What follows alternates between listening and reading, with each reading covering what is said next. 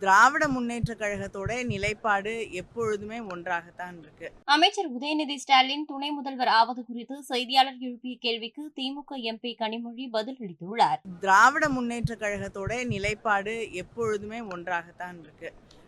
அதாவது நீட் தேர்வு மாணவர்களுக்கு எதிரான ஒன்று.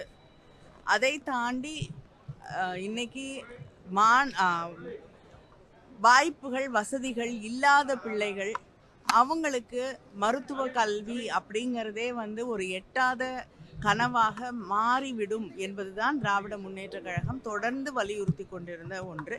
இன்னைக்கு அது எல்லாரும் உணரக்கூடிய ஒரு சூழலிலே வெளிப்படையாக வந்திருக்கிறது. அதனால திராவிட முன்னேற்ற கழகமும் எங்களுடைய முதலமைச்சர் அவர்களுடைய தொடர்ந்த நிலைப்பாடு நீட் வேண்டாம் அப்படிங்கிறது தான்.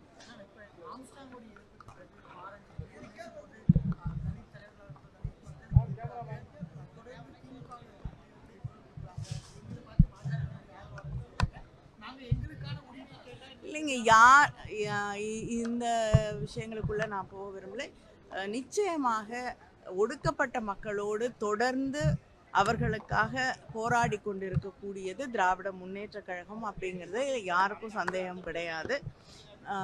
ஒரு குற்றம் நடக்கும் பொழுது நிச்சயமா அது யாரும் ஏற்றுக்கொள்ள முடியாத ஒன்றுதான்.